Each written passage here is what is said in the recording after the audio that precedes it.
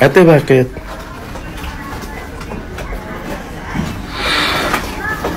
Hindi ko na kaya. Malungkot ka, te?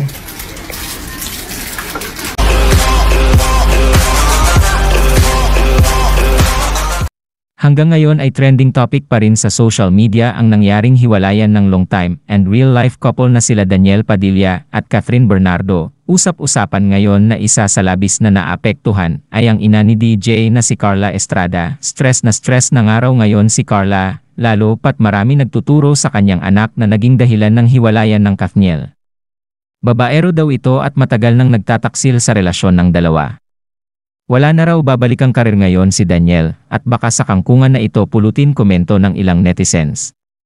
Gayong si Catherine ay napatunayan na kaya niyang tumayo sa sariling paa kahit wala si Daniel Padilla.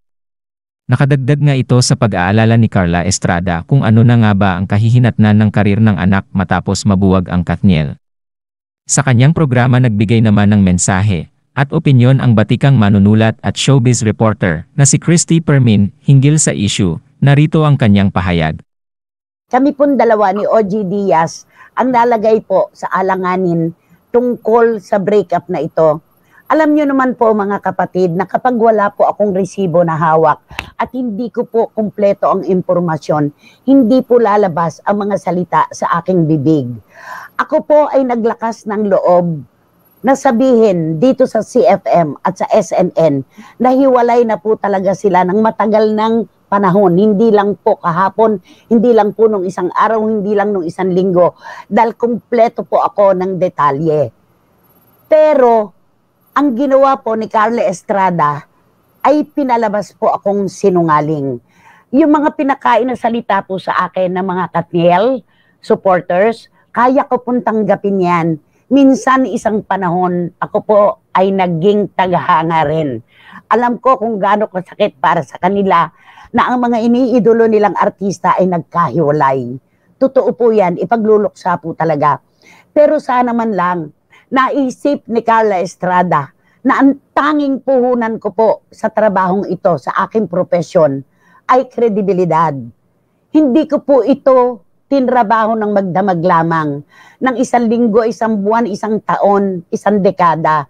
4 at 5 dekada ko po halos na pinagtrabahuhan ang titulong ito, ang kredibilidad na ito para wasakin lamang ng isang tao sa isang iglap lamang. Ngayon lumabas na ang katotohanan. Ano ang aking aasahan? Dapat dito ay natututo siyang tumanggap ng kamalian. Hindi ako humihingi ng anumang pagdidispensa mula kay Carla, kahit sa mga Kathniel. Lawakan nyo lamang po ang inyong isip, puso, at paghusga sa mga bagay-bagay habang hindi pa po ninyo nalilinawan ang lahat ng mga pangyayari. Si OG Diaz, tinatakan nyo bilang isang, ako'y naging emosyonal Si OG Diaz po, tinatakan nyo bilang fake news peddler. Hindi nyo po kasi nakita kung sino si OG. Nung bago siya naging OG Diaz, siya po ay isang batang nangarap na iahon ang kanyang pamilya. Hinarang ako sa gate ng GMA7, humingi ng trabaho. Naaalala ko pa, nung tinuturuan ko pa lamang po siya sa Mariposa Publications na mag-proofread, na mag-edit, hanggang siya po'y natuto ng magsulat at maging editor. Naaalala ko po yung isang binatilyo na nakahiga sa ilalim ng stripping table. Ang unan po niya, mga kartulina ginagamit sa stripping. Nagpupuyat, nagsisikap, matulungan lamang po ang kanyang pamilya. Ang tatay po ni OG Diaz ay isang taxi driver na hinold up at pinatay. Ang kanya pong ina ay nagtitinda lamang ng sako ng uling na tinitingi-tingi. Aaminin ko po, higit sa sarili ko, sensitibo po ako pagdating kay OG Diaz kasi hindi nyo nakita ang kanyang pagsisimula at kung paano niya binuo ang kanyang mga pangarap sa pagsisipag, pagsisikay, pero tinawag ninyong sinungaling ang ipinakakain sa kanyang pamilya ay paggagawa lamang ng mga inimbentong kwento katulad ko. Mahirap po ang trabaho namin. Hindi po madaling sungkitin ang pagtitiwala po ng taong bayan para ang mga balita namin ay paniwalaan.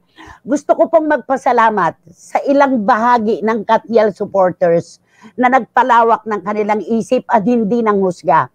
Gusto ko pong pasalamatan ang mga kababayan natin na inipit, kinimkim muna ang kanilang paghahusga para lamang po unawain ang mga kaganapan.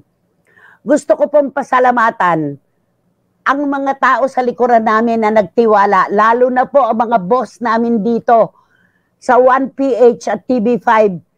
Nanay Christy, kumusta ka na? Sasabihin ni Ate Siena, Nanay, salamat, kasama ka pa rin namin.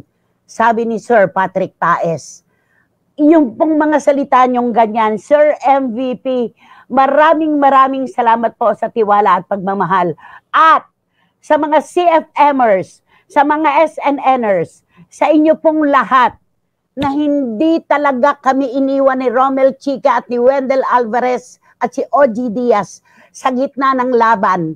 Ang akin pong pagsaludo sa inyo, hindi po matatapos ang aking pasasalamat. Habang buhay ko pong itatago sa puso ko ang inyong pagmamahal at suporta. Kulang po ang maliit kong puso para lamanin ang pagtatawid ko ng utang na loob at pasasalamat sa inyo. CFMers, SNNers, mga kaibigan po nating mga vloggers na nakakaunawa sa aming trabaho, tanggapin niyo po ang taus-puso naming pasasalamat. Kay Carla Estrada, magkikita tayo isang araw. Ang liit ng ating mundo. Napakaliit. Iisa lang ang iniinugan natin. Ito lang ang sasabihin ko sa iyo. Napakabait ng kapalaran sa akin. Sa dami ng aking pagkakamali sa buhay, pinatatawad ako ng kapalaran. Yung pagpapatawad sa akin ng mundo, yung pangunawa sa akin, ibibigay ko rin yun sa'yo. Ibibigay ko rin sa'yo. Maraming salamat po